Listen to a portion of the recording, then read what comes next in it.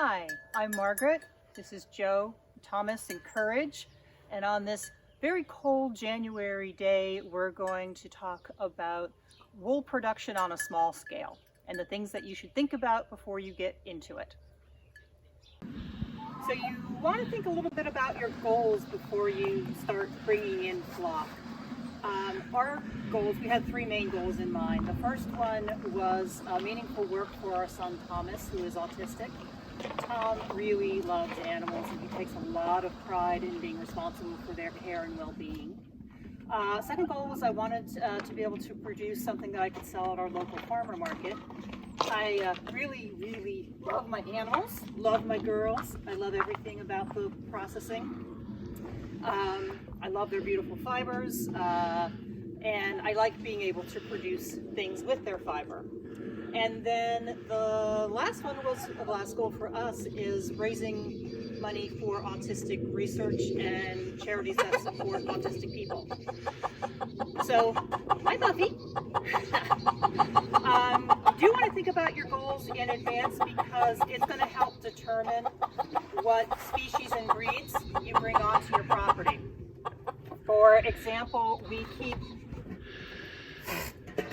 Angora goats and Cashmere goats because they produce beautiful luxury fiber and they have spectacular personalities. They're very sweet.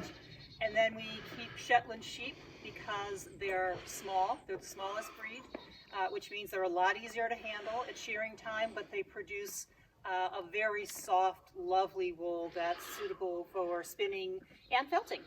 So a couple of things you're going to want to think about before you start listening to roosters and putting up fences is the seasons. Right now it's 15 degrees. We got snow coming. You're going to need to decide if you're going to pipe in water or carry water. It's a good idea to have someone come to your property that has done this before, so they can guide you as to fence placement and things like that. We do predator walks with Courage 4 or 5 times a day around all the fenced-in areas, and vary that to try to keep the foxes away.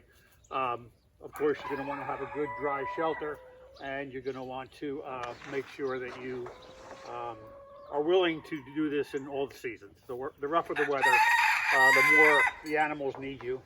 And the decisions you make early on and where you're going to put your fencing and how you're going to run water will affect the quality of your life for a long time to come. So you want to put a lot of thought into it.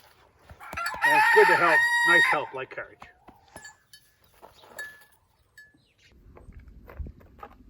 Hello. So a couple things to think about when you're setting up a field for your sheep and the goats is A, you want to kind of look at, make sure that they have some shade when they want it, sun when they want it, well drained, and as you can see, this is our latest structure that we built for the sheep to stay in at night. We have some storage here, and this is also where we will shear the sheep. We've got about a 5-acre hay field here. I would say about half of that field makes it into our barn for the sheep and goats, both for bedding and feed. We don't have a lawn tractor, so we do that. Well, we don't have a farm tractor. We do that with a lawn tractor and do it by hand. We put up the fencing ourselves, which actually was fairly easy, and we'll probably add additional fencing so we can rotate the sheep and the goats during the season.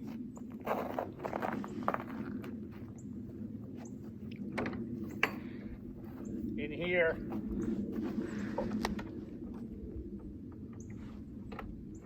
we have it set up so they have plenty of light, good ventilation. We use a hay floor. We have temporary electric down here now because we're going to see how the electric works out, the lighting works out.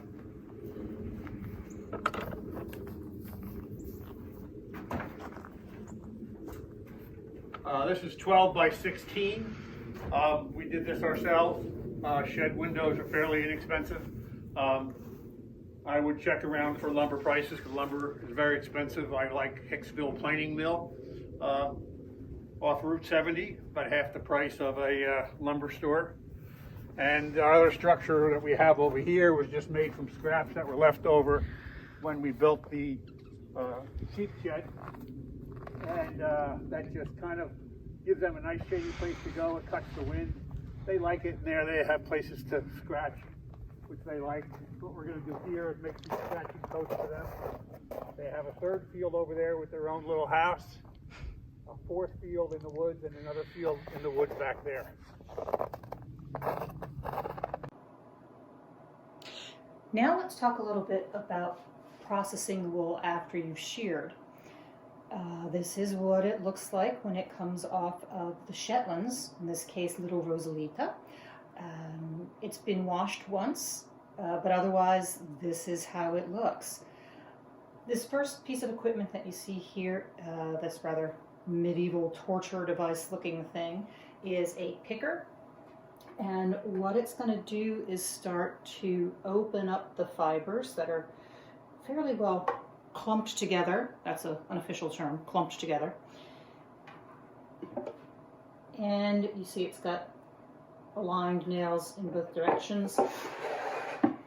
And it's just starting to open up the fibers so that they're a little more separated. I find I usually have to do it a time or two to get it to really open up. It's also super handy for starting to drop out any bits of hay or straw or anything else she might have collected up in her year's worth of growing the wool.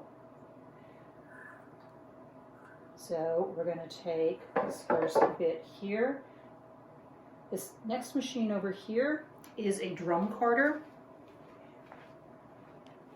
Very useful if you're going to be processing several fleeces worth of wool. And what it's doing is it's drawing the fibers in. Sorry, it's a little hard to do this standing, not blocking your vision. What it's doing is it's combing the fibers so that they're all lining up and going in the same direction. I find I usually have to do this more than once as well. But when you get done with that, what you have is a lovely bat of wool. Your fibers are largely running in one direction. It's not perfect, but at this point it doesn't need to be. So from here, you could either go ahead and spin, if you were going to spin it into yarn. I mostly felt. So from here, I generally am taking it and it's going to get washed again. And then I'll dye it, whatever colors I'm going to go with. This, by the way, is some of the mohair that comes off of the Angora goats. This has been combed versus I dyed this without combing it out first. Depends on what texture you're looking for. You can use hand carders. Instead of having a drum carder, you can use hand carders. I got these when I was very first getting started and I didn't have my own sheep and goats yet. I was purchasing small amounts of wool. This was sufficient. Once I had my own sheep and goats, though, I realized this wasn't going to get the job done fast enough. So we moved on to a drum carder. So to summarize what we've covered today, consider what are your goals before you start.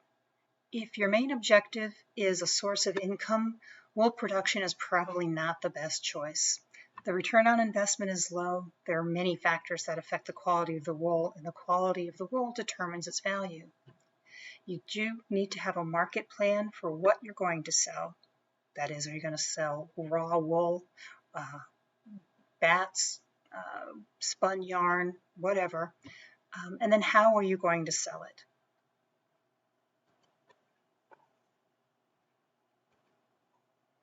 We talked about must-haves, and we covered the first 4 points during the video, but other things to think about.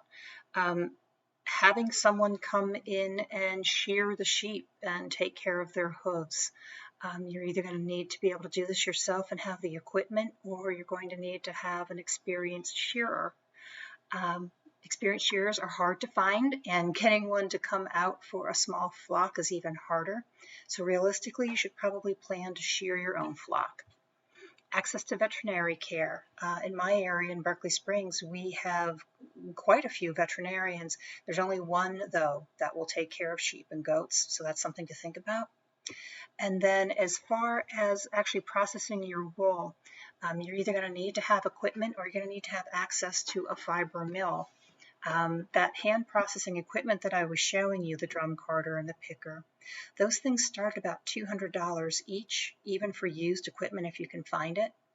However, mill prices are currently running at about $14 per pound for sheep's wool, and more than that for other fibers, like the goats that you see here in this picture, plus shipping, plus tax, and you'll wait 4 to 6 months to get your wool back. So even with my small flock, for 1 year's worth of mill prices, I could purchase my hand tools that will last for decades. So to sum it all up in parting thoughts, have a plan, but then do it for the love of the animals in the craft. Thank you.